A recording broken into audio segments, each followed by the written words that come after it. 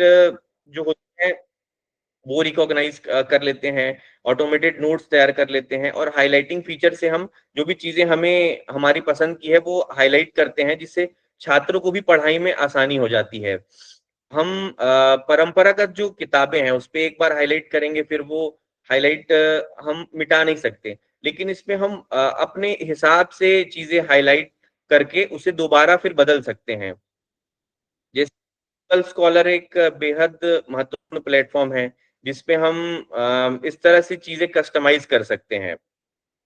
इसके बाद हम मूल्यांकन प्रक्रिया को देखते हैं, किस तरह से मूल्यांकन प्रक्रिया में काफी सुधार आया है और ट्रांसपेरेंसी हुई है। तो ऑटोमेटिक जो ग्रेडिंग सिस्टम है, जो ऑटोमेटेड है, उस पे मूल्यांकन का कार्य जो है वो शिक्षकों के लिए काफी आसान हो गया है। पारंपरिक रूप से हम देखते थे कि असाइनमेंट, कोई भी असाइनमेंट है या परीक्षाओं की जो जांच होती थी, उसमें काफी समय लगता था। लेकिन एआई चंद मिनटों में सारी चीजों को आसानी से और बिना त्रुटिपूर्ण कर सकता है। कई त्रुटियां भी होती है, मगर उन त्रुटियों को भी हम एक बार रिव्यू करके दूर कर सकते हैं। और एआई अभी डेवलप हो रहा है, तो कुछ छोटी छोटी त्रुटियां भी इसमें हमें, खामियां हमें देखने मिल जाती है। इसमें सबसे विशेषकर जो होती है, उत्तर पुस्तिकाओं की जांच करने के बाद एक ग्रेडिंग प्रक्रिया भी एआई में मौजूद है, और वो तेजी से निष्पक्षता के साथ सारी चीजें तैयार कर सकता है। साथ ही इसमें व्याकरणात्मक जो त्रुटियां हैं, तथ्यात्मक त्रुटियां हैं, और प्लेगरिज्म जो इन दिनों बेहद महत्वपूर्ण विषय है, वो भी ये चेक कर सकता है, और चेक करके हमें ये बता भी सकता है कि कंटेंट कहाँ से किस तरह से उठाया गया है। साथ ही ये छात्रों की गलतियों के बारे में भी जानकर एक रिपोर्ट तैयार करता है कि ये किस तरह से गलतियां कहाँ कहाँ पे हो रही है, और उसे सुधार करने के लिए हमें क्या क्या चीजें उपयोगी है, वो भी हमें बताता है। कई टूल्स भी मौजूद हैं। टर्निटिन एक टूल है जो असाइनमेंट की जांच करता है, और जो भी प्लेगरिज्म की त्रुटि है वो भी बताता है। इसके बाद कॉपी स्पेस है, जो बड़े बड़े जो निबंध हैं और बड़े प्लेगरिज्म की जो चीजें हैं, बड़े कंटेंट हैं, जिसे हम चेक करना चाहते हैं, और वो पकड़ने में काफी लाभदायक होता है। इसके अलावा डेटा एनालिसिस के द्वारा किसी भी छात्रों का जो मूल्यांकन करना है, हमें कोई डेटा एनालाइज करना है, वो हम सारे डेटा को एआई में पुट करते हैं, तो वो सारा डेटा एनालाइज करके, सारा विश्लेषण करके हमें वो उपलब्ध करा देता है। उनकी कमजोरी, उनकी मजबूत विषयों, और वो कहाँ पे बेहतर है, कहाँ पे कुछ त्रुटियां हो रही है, वो सारी चीजें सुधार कर एक रणनीति बनाता है, और रणनीति सुझाकर व्यक्तिगत तरीके से उनके लिए पर्सनलाइज चीजें करके वो उनके लिए उपलब्ध कराता है, जिससे छात्र आगे अपनी प्रगति को भी ट्रैक कर सकते हैं, किस तरह की चीजें चल रही है, और किन गलतियों को उन्हें नहीं करना है वो भी उन्हें उपलब्ध हो जाता है। प्रगति रिपोर्ट भी ये तैयार कर देता है, जिससे हम रिजल्ट वाली चीजें जो है वो भी हम बहुत बेहद अच्छे तरीके से समझ सकते हैं। और सारे डेटा के आधार पर शिक्षक भी छात्रों को व्यक्तिगत रूप से मार्गदर्शन देने में सहायक होते हैं। उन्हें समझ आता है कि कौन व्यक्ति किस तरह की चीजें कर रहा है, किस तरह से उसकी प्रगति हो रही है, और किन किन क्षेत्रों में उन्हें मदद करना है।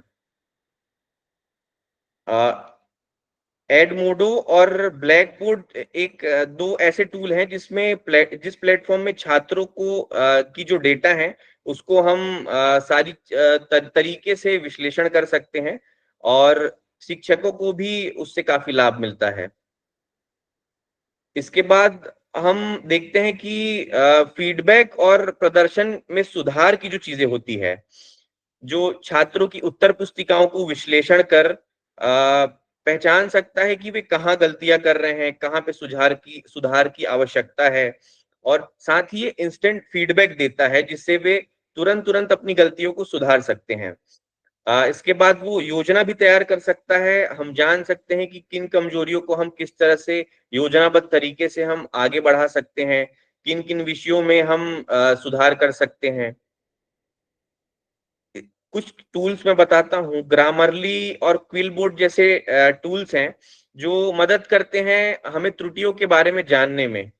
और इन टूल से हम जान सकते हैं कि हम किन किन चीजों में कहाँ पे ग्रामेटिकल मिस्टेक कर रहे हैं, कहाँ पे हमें वर्ड्स कैसे हमें लिखने हैं, सेंटेंस हमें कैसे लिखने हैं, किस तरह की कंटेंट हमें तैयार करने हैं। इसके बाद सेंटिमेंट एनालिसिस जो हम देखते हैं, छात्रों की परीक्षाओं में जो भी असाइनमेंट है, उत्तर पुस्तिकाएं हैं, उनमें प्रतिक्रिया देता है, विश्लेषण करता है और मानसिक और भावनात्मक स्थिति को समझने में बेहद रुचिपूर्ण तरीके से मदद करता है।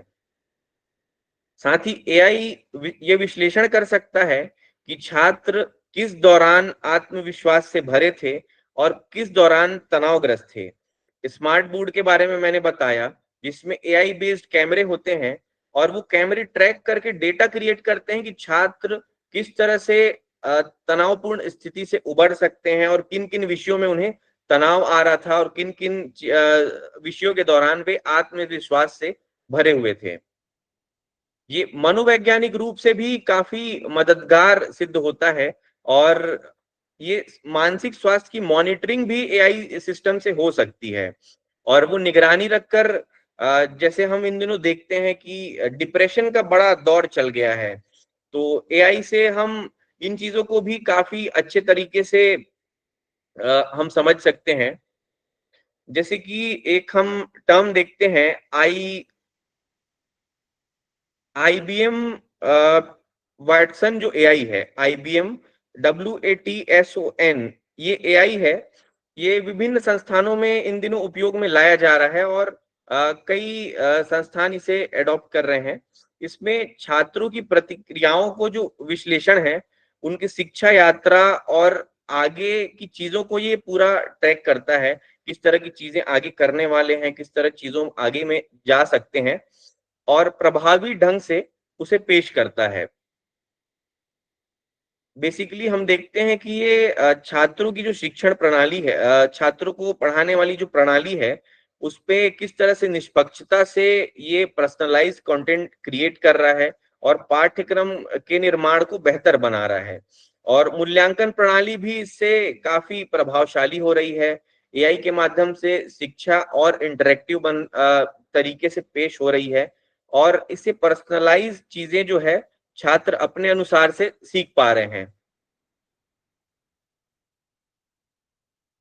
इसके बाद हम कुछ टूल्स के बारे में देखते हैं, जो टूल्स का उपयोग करके हम शिक्षण में काफी प्रभावशाली चीजें हम कर सकते हैं।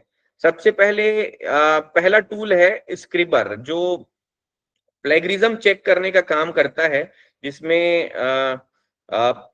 टर्निटिन तकनीक जो होती है उससे चीजें हम देखते हैं, जिसपे व्याकरणात्मक जो त्रुटि होती है या वर्तनी में कोई सुधार करना है, वो भी चीजें हम इसकी मदद से हम कर सकते हैं। इसके बाद आता है क्विल बोर्ड, जो लेखन सुधार और पैराफ्रेसिंग में हमें मदद करता है। कल किसी ने क्वेश्चन किया था कि हम प्लेगरिज्म कैसे चेक कर सकते हैं, और जीपीटी से यदि हम कोई कंटेंट तैयार कर रहे हैं तो उसमें प्लेगरिज्म क्या पकड़ा सकता है। तो मैंने बताया था कि कैसे उसे पैराफ्रेज कर सकते हैं। जीपीटी में हम कंटेंट तैयार करके पैराफ्रेज करके उसे हम बदल सकते हैं। कुछ वर्ड्स हैं जिसके जो पकड़ा रहे हैं उसके सिनोनिम्स हम चेंज कर सकते हैं। कैसे हम पर्सनलाइज कंटेंट क्रिएट कर सकते हैं। तो ये क्विल बोर्ड जो टूल है, वो लेखन में जो सुधार जो भी होगा वो सुधार करेगा, साथ ही पैराफ्रेसिंग में काफी अच्छे से हमारी मदद करेगा। व्याकरण की जांच भी ये काफी अच्छे से कर सकता है। साथ ही ग्रामरली का भी यूज मैंने बताया पहले कि ग्रामरली के यूज से भी हम चीजें कर सकते हैं। साथ ही ये समरी बनाने में भी बहुत लाभदायक है। इसमें हम कोई भी बड़े कंटेंट की समरी बनाकर उसे पैराफ्रेज कर हम बदल सकते हैं और प्लेगरिज्म से भी बच सकते हैं। इसके बाद GPT-0 जो टूल है, वो एआई जनित जो भी सामग्री है, जो एआई से हम बनाए कोई चीजें हैं हमारी, जिसे हमने एआई से क्रिएट किया है, उसे पहचानने में काफी मददगार होता है। GPT-0 में हम कोई भी कंटेंट डालते हैं एआई जनरेटेड कंटेंट वहां पे शो हो जाता है कि एआई से जनरेट किया हुआ ये कंटेंट है।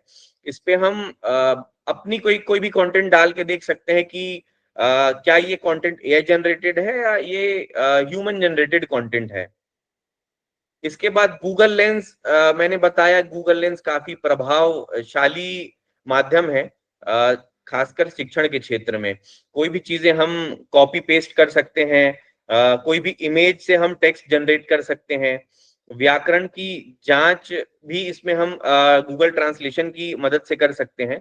गूगल ट्रांसलेट और गूगल लेंस दोनों में ही इमेज और इमेज से टेक्स्ट कॉपी करने की सुविधा मौजूद है।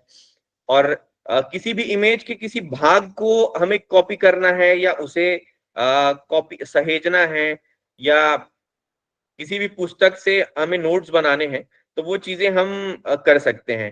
कोई भी पीडीएफ है, पीडीएफ हम गूगल लेंस या गूगल ट्रांसलेटर से कन्वर्ट नहीं कर सकते, मगर पीडीएफ कन्वर्ट करना है अगर हमें टेक्स्ट के माध्यम से, तो स्क्रीनशॉट लेकर हम उसे इमेज के रूप में हम बिल्कुल उसे हम कन्वर्ट कर सकते हैं, ट्रांसलेट कर सकते हैं। गूगल लेंस में लाइव ट्रांसलेशन का भी एक ऑप्शन होता है, जिसमें हम किसी भी इमेज को या किसी भी टेक्स्ट को, मान लीजिए आपका कोई टेक्स्ट बुक है, टेक्स्ट बुक को आप पढ़ना चाह रहे हैं दूसरे भाषा में, उस टेक्स्ट बुक पे आप नॉर्मली गूगल लेंस को लेकर जाइए और कैमरे की तरह ही बस किसी भी कंटेंट में क्लिक करिए। क्लिक करते साथ ही क्लिक करने के साथ ही आपको वो ट्रांसलेशन लाइव आपको मिल जाएगा, और लाइव ट्रांसलेशन से आप कोई भी टेक्स्ट बुक आप डिजिटली आप पढ़ सकते हैं। इसके बाद गूगल ट्रांसलेटर जो 130 से भी अधिक भाषाओं में अनुवाद करने की क्षमता रखता है, जिसमें टेक्स्ट, वॉइस और इमेज से अनुवाद हो सकते हैं। आप इसमें बोलकर भी अनुवाद लाइव कर सकते हैं। आप इसमें टेक्स्ट टू स्पीच की सुविधा इसमें बहुत अच्छे से मदद मिलती है। इसके लिए मैंने बताया था, यदि आपको गूगल के कोई भी टूल्स यूज करने हैं, उसे प्रभावशाली ढंग से यूज करने के लिए आप गूगल नोट्स का उपयोग कर सकते हैं। गूगल नोट्स काफी सुविधाजनक होगा यदि आप गूगल की कोई भी टूल्स यूज कर रहे हैं तो। इसके बाद हम देखते हैं कि एआई आधारित जो शिक्षण तकनीक है, उसमें क्या-क्या लाभ हैं और किन तरह की चुनौतियां हमें देखने मिल सकती है। जैसे कि हम देखते हैं कि एआई जो शिक्षण तकनीक है, वो शिक्षण को काफी प्रभावशाली बना रहा है और पर्सनलाइज्ड ढंग से चीजों को कर रहा है, और शिक्षकों का इससे भार भी कम हो रहा है, चीजें आसानी से हो जा रही है, और छात्रों को काफी आसानी से चीजें समझ आ रही है। लेकिन इसके बाद काफी चुनौतियां भी इन दिनों हमें देखने मिल रही है। सबसे बड़ा जो खतरा इन दिनों है, डेटा सुरक्षा और गोपनीयता का। हम कोई भी रिजल्ट डालते हैं या कोई भी डेटा हम डालते हैं, वो जीपीटी में मौजूद हो जाता है, वो वहां पे स्टोर हो जाता है। इसके बाद हमें अपने डिजिटल फुटप्रिंट भी हम वहां पे डालते हुए आगे बढ़ते चले जाते हैं। तो डेटा की जो खतरे हैं, खतरा और गोपनीयता का जो खतरा है, वो अ, काफी दिक्कत कर सकता है भविष्य में। इसके बाद हम देखते हैं शिक्षक मूल्यांकन में जो चीजें देखते हैं हम, त्वरित मूल्यांकन हो रहा है, निष्पक्षता से जांच हो रही है, मगर सारा डेटा उसमें अपलोड हो रहा है, तो डेटा का भी खतरा बना रहता है।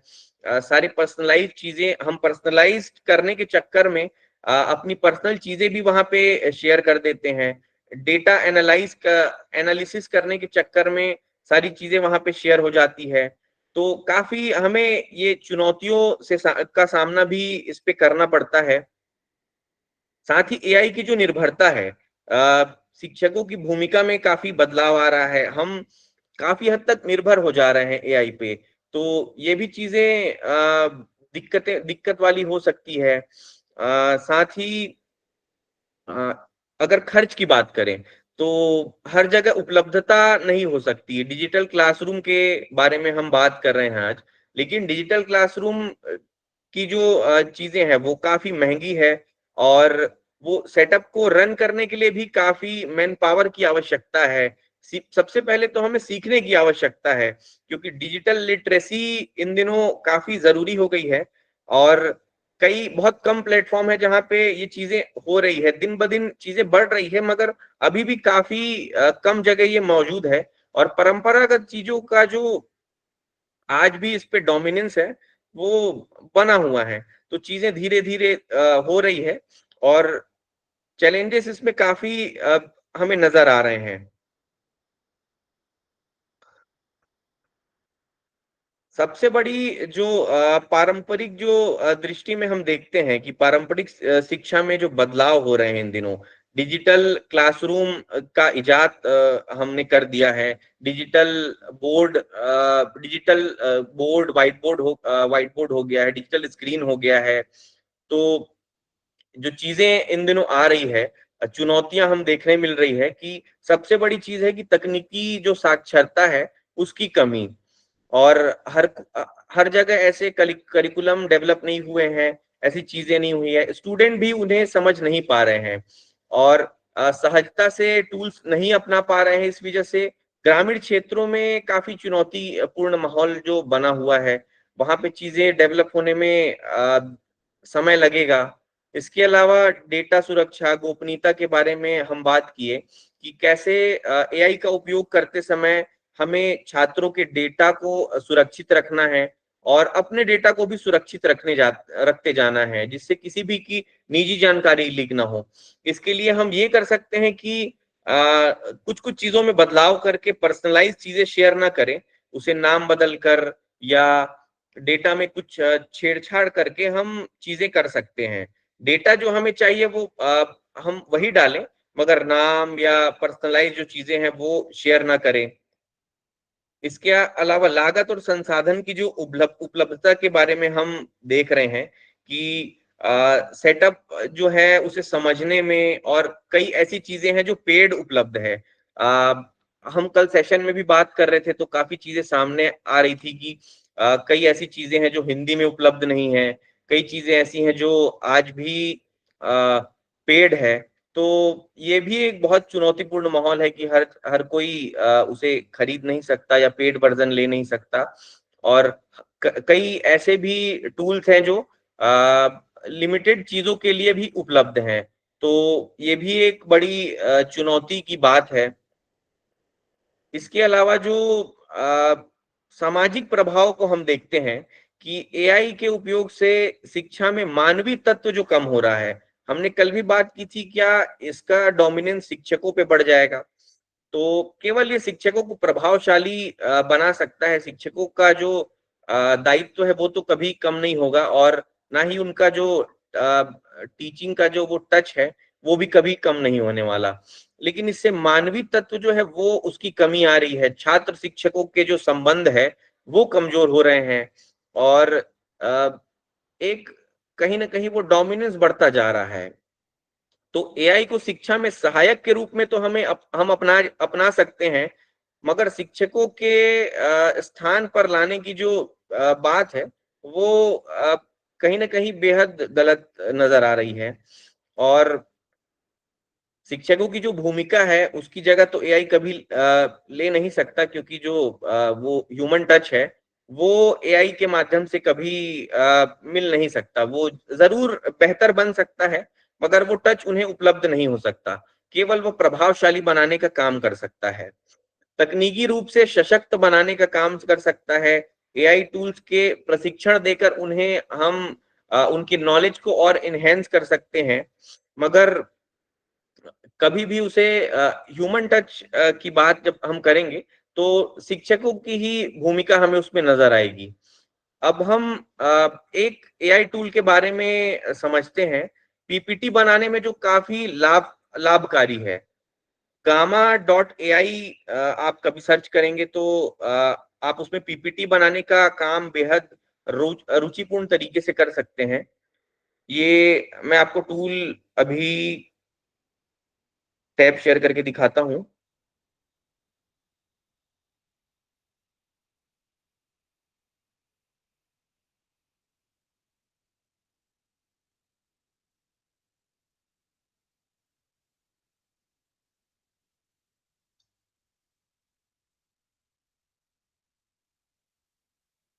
ये टैब आपको नजर आ रहा है? Yes sir.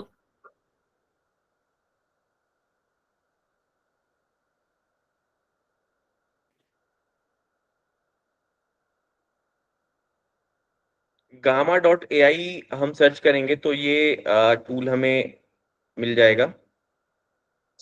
यहाँ पे नॉर्मली हम कोई भी डॉक्यूमेंट को इंपोर्ट कर सकते हैं। डॉक्यूमेंट इंपोर्ट करके जो भी जिस भी चीज की पीपीटी हमें तैयार करनी है वो हम डॉक्यूमेंट यहाँ पे डालेंगे। कोई भी कंटेंट हो सकता है, कोई भी चीज जो हमें जिसकी पीपीटी हमें बनानी है। इसके बाद यहाँ पे एक टैब नजर आ रहा है, इस पे हम कोई भी टेक्स्ट लिख सकते हैं। जैसे कि हम लिखते हैं AI इन एजुकेशन, और सिंपली ये जो सर्च का ऑप्शन सर है। आगे प्रोसेस नहीं हो रही सर।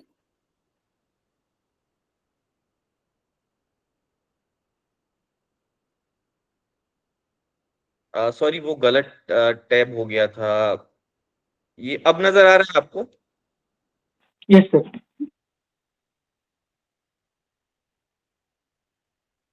एक बार मैं फिर से टैब क्लोज करके शेयर करता हूँ। ये वीडियो में ग्लिच आ रहा है। अब आप बताइएगा कि ये टैब शेयर हुआ या नहीं।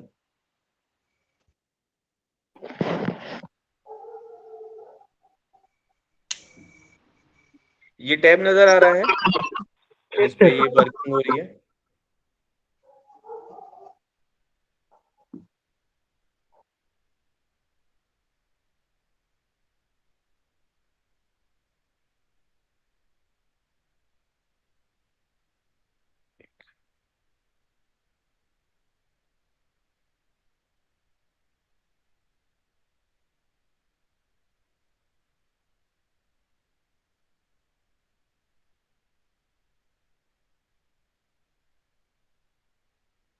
अब सबको नजर आ रहा होगा ये tab. Yes yes sir. Sir. यहाँ पे मैंने जो बताया इंपोर्ट डॉक्यूमेंट का जो ऑप्शन है, इंपोर्ट डॉक्यूमेंट में हम कोई भी डॉक्यूमेंट इंपोर्ट कर सकते हैं। कुछ प्रीमियम फीचर्स हैं इसमें, ये डायमंड हमें मिलता है, इसके अलावा हम अपग्रेड भी इसको कर सकते हैं। फ्री में अगर हम पीपीटी बनाते हैं तो उसमें gamma.ai एक आइकन आता है, मगर उसको भी हटाने के टूल्स मैं आपको इसके बाद बताऊंगा। इस पे ऑप्शन है गूगल ड्राइव से हम कोई भी चीजें ले सकते हैं। कोई भी यूआरएल से हम कॉपी करके, यूआरएल कॉपी करके वो कंटेंट से हम पीपीटी बना सकते हैं। और कोई भी टेक्स्ट हम कॉपी कर सकते हैं। जैसे हम यहाँ पे टेक्स्ट डालते हैं AI इन एजुकेशन, और सिंपली हम सर्च करते हैं। ये हमें थीम प्रोवाइड करता है कि हमें किस थीम में टेम्पलेट क्रिएट करना है, किस टेम्पलेट पे पीपीटी क्रिएट करनी है। हम ये टेम्पलेट मान लीजिए लेते हैं, और यहाँ पे कलर्स भी इसमें मौजूद हैं। हम किस कलर में हमें पीपीटी तैयार करनी है वो हम यहाँ पे देख लेते हैं।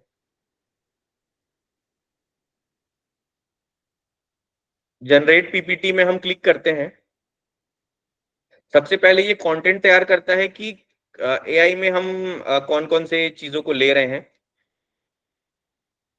ये स्टार्टिंग से एंड तक के, कंक्लूजन तक के कंटेंट लेके तैयार कर लिया।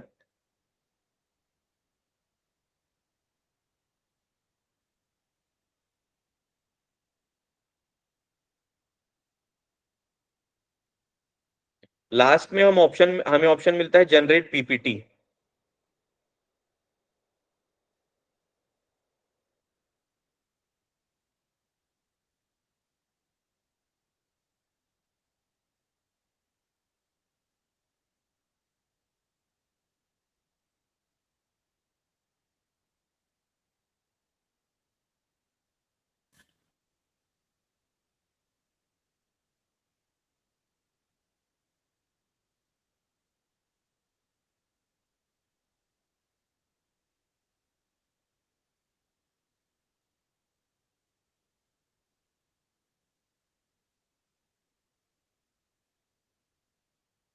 इस पे 4 डायमंड हमें फ्री में मिलते हैं, वो शायद यूज हो गए हैं, इस वजह से नहीं हो रहा है। ये इस पे आगे का प्रोसेस डायरेक्ट पीपीटी जनरेट करके वो हमें मिल जाता है। इसके अलावा हम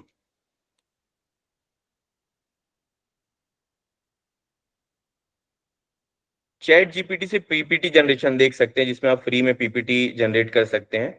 इसको हम छोड़ के चैट जीपीटी पे आते हैं।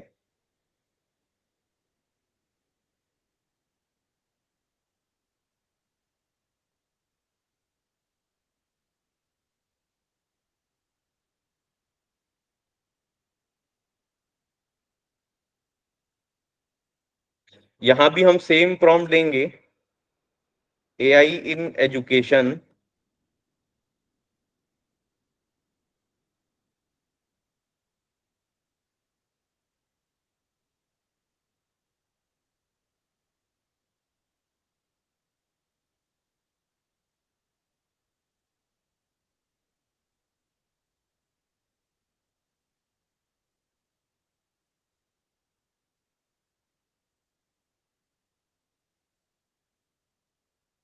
इसके बाद हम प्रॉम्प्ट देंगे इसको पीपीटी बनाने के लिए।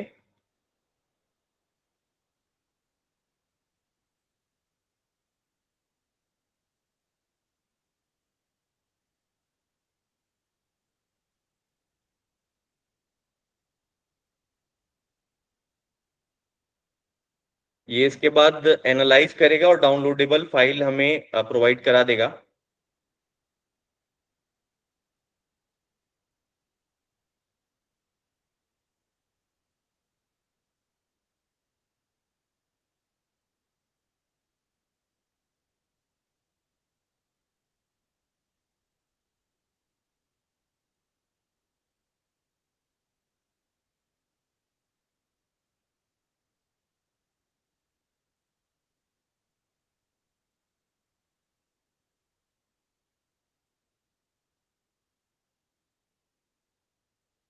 पीपीटी इस पे प्ले नहीं आएगा, इसको मैं पीडीएफ में कन्वर्ट करा लेता हूँ।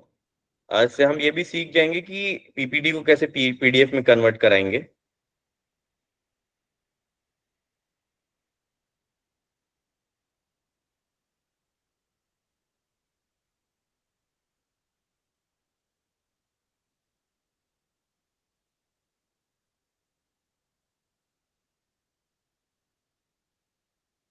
बस हमें प्रॉम्प्ट देते जाना है और ये अपने आप से वो सारी चीजें कर लेगा।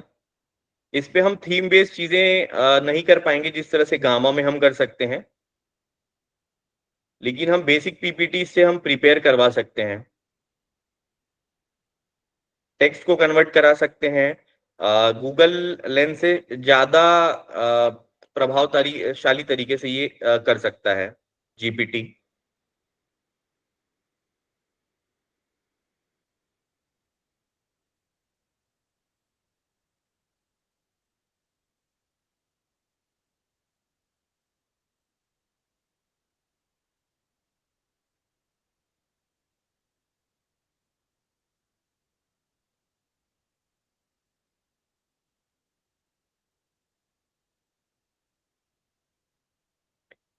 जो प्रिपेयर हुआ वो मैं स्लाइड आपको शेयर करता हूँ।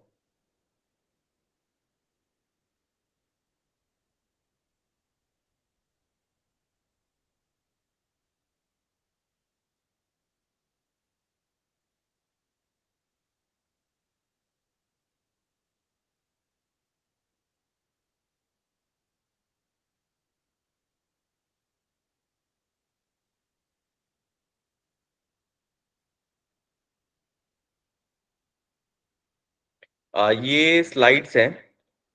हमने इसको अगर प्रॉम्प्ट दिया होता कि कितने स्लाइड में चाहिए, किस तरह की चीजें चाहिए, तो वो उस हिसाब से तैयार करता। और पीपीटी को कन्वर्ट किया है, इस वजह से सारे स्लाइड्स ऐसे इसमें आ रहे हैं। सेम हम इसको करते हैं हिंदी में। हमको सिर्फ प्रॉम्प्ट देना पड़ेगा कि इसे हिंदी में कन्वर्ट करना है।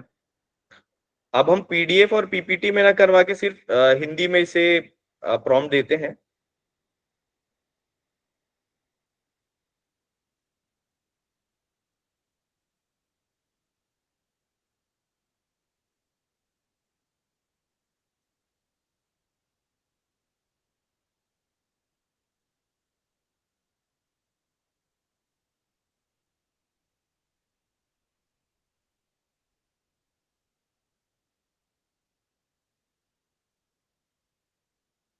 ये लास्ट प्रॉम्प्ट हमने दिया था पीडीएफ बनाने का, तो ये एनालाइज करके पीडीएफ बना रहा है।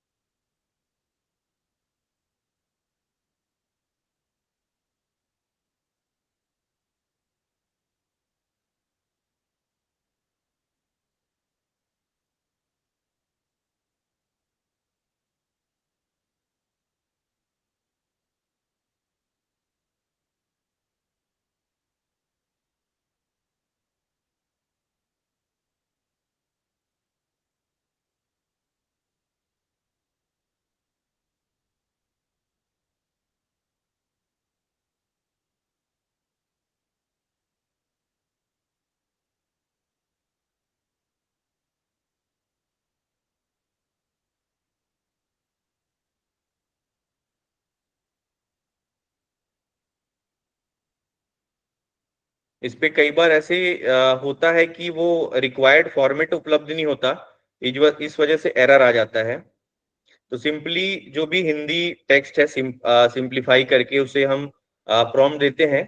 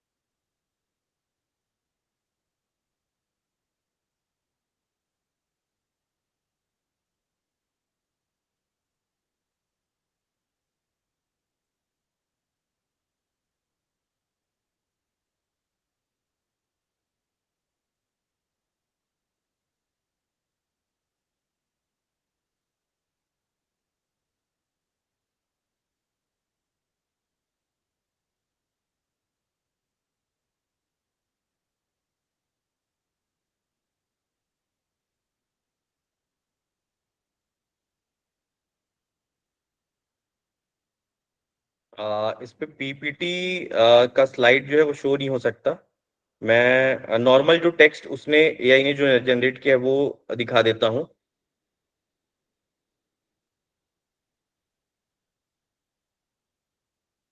ये टेक्स्ट है, एआई ने ये कंटेंट पीडीएफ में और पीपीटी में उपलब्ध कराया था। परिचय से निष्कर्ष तक सारे कंटेंट हिंदी में, जो कंटेंट हमने इंग्लिश में क्रिएट किया था उसे हिंदी में प्रोवाइड कराया था। फिर इसे मैंने प्रॉम्प्ट दिया कि स्लाइड के रूप में स्ट्रक्चर्ड वे में प्रस्तुत करने के लिए। तो इसने स्लाइड 1 से लेके अंतिम स्लाइड तक क्या क्या कंटेंट रहेगा वो उसने उपलब्ध कराया। नॉर्मली हम ये स्लाइड को अगर हमें पीडीएफ पीपीटी में कन्वर्ट करना है तो सिर्फ यहाँ पे प्रॉम्प्ट देंगे पीपीटी में क्रिएट करने के लिए, या जिस भी फाइल में हमें कन्वर्ट करना है, डॉक्स में कन्वर्ट करना है, वर्ड फाइल या पीडीएफ में या किसी भी चीज में। इसके अलावा आप गामा में भी पेड सब्सक्रिप्शन से पीपीटी क्रिएट कर सकते हैं, और कुछ हद तक उसमें फ्री सब्सक्रिप्शन भी मिलता है। बस उसमें gamma.ai करके एक थंबनेल आ जाएगा। उसे हम कैनवा में दूर भी कर सकते हैं, कैनवा में इंपोर्ट करके। ये हम अगले सेशन में सीखेंगे। अब Q&A हम ले लेते हैं, जो भी डाउट्स हो वो हम क्लियर करते हैं।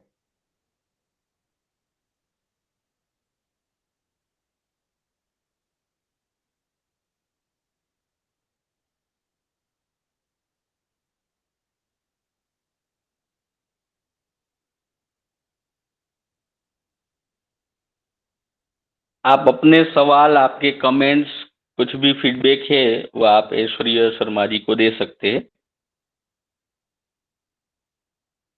Hello sir, Naseer Ahmed this side. जी। एआई में सर कुछ ऐसा एआई बोट या एप्लीकेशन है क्या जिसमें फीडबैक एनालिसिस किया जा सके, बच्चों का फीडबैक लिया जा सके और वो उसका एनालिसिस जनरेट करके दे सके? उस कॉलेजेस के लिए हम लोगों को फीडबैक करना रहता है बच्चों का, about college, about teachers and all. तो कोई ऐसा एआई टूल है क्या जो इन सब कामों को कर सके?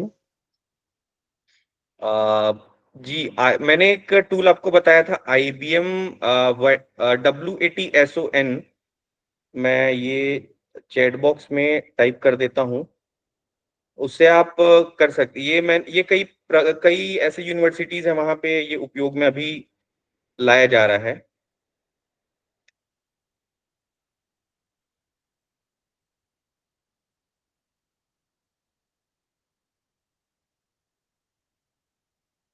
इससे आप डेटा, स्टूडेंट के जो भी प्रदर्शन है उसे ट्रैक कर सकते हैं। और भी कई ऐसे टूल्स हैं, जिसके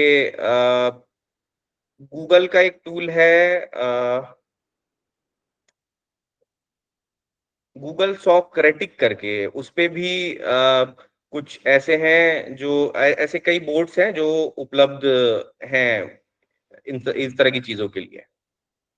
सर टेक्स्ट कर दीजिए, और सर अगर फ्री एक्सेस मिल पाए तो ज्यादा सहूलियत हो जाएगी हमें। जी, मैं अंतिम दिन में क्या है ना, डेली ऐसा हो जा रहा है कि कई ऐसे AI टूल्स हैं जो प्रीमियम सब्सक्रिप्शन देते हैं, कुछ लिमिटेड देते हैं।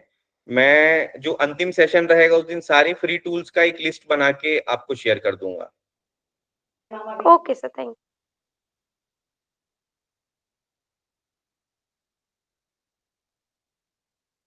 Okay sir, thank you.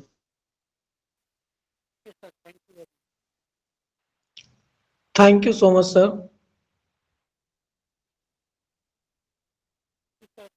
किसी और को कुछ सवाल आज के लिए?